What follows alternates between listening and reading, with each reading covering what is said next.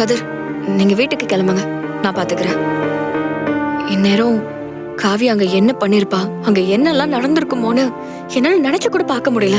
அதனால நீங்க எதுவும் தப்பா எடுத்துக்காதீங்க, நீங்க கிளம்புங்க. நான் கிளம்புறதெல்லாம் இருக்கட்டும், நீங்க எதுக்காக இப்ப விக்ரம ஜாமீன்ல எடுத்தீங்க?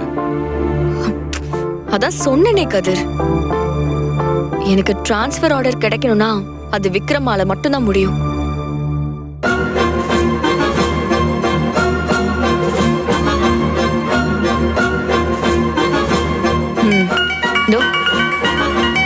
விக்ரம் தான் கூப்பிடுறான். ஹலோ, விக்ரம் பேசுறேன். சொல்லு விக்ரம், ஜெயில இருந்து வந்துட்டு போல இருக்கு. எப்படி இருந்துச்சு ஜெயில்?